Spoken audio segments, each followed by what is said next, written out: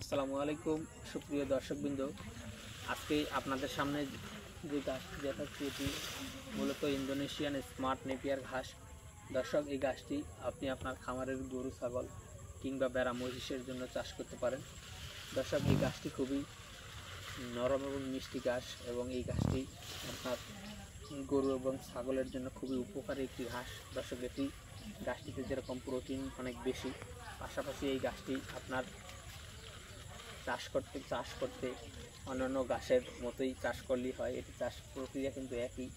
দর্শক, এই গাছটি চাষ করার পূর্বে অবশ্যই আপনারা পর্যাপ্ত পরিমাণে গোবর সার দিয়ে তারপরে এই গাছের কাটিংগুলো লাগিয়ে দেবেন, তাহলেই কিন্তু আপনাদের হবে। আমরা এই গাছ প্রায় চাষ করার আগে পর্যাপ্ত পরিমাণে গোবর সার দিয়ে তারপর কাটিং রোপণ করেছি এবং এখন গাছ বড় হওয়ার পরে দুবার সার দিয়েছি। আমরা ইউরিয়া এবং ডিআইপি এই দুটি সার দুইবার দিয়েছি। আর যেহেতু পর্যাপ্ত পরিমাণে গোবর সার দিয়েছিলাম সে কারণে কিন্তু অন্যান্য সার কম লাগছে। তো দর্শক, আপনারা যদি এই গাছ চাষ করেন তাহলে অবশ্যই প্রথমে জমি চাষ দেওয়ার আগে পর্যাপ্ত পরিমাণে গোবর সার দিয়ে তারপরে এই ঘাসের কাটিংগুলো লাগাবেন, তাহলে আপনাদের জমিতে সারের পরিমাণটা অনেকটা কম লাগবে। দর্শক, দেখতে পাচ্ছেন এই গাছগুলো কী পরিমাণে হয়েছে। দর্শক, যদি আপনি স্মার্ট নেপিয়ার সহ অন্যান্য ঘাসের কাটিং আপনাদের জমিতে লাগাতে চান তাহলে অবশ্যই আমাদের স্ক্রিনে দেওয়া নম্বরে যোগাযোগ করবেন। সকল দর্শক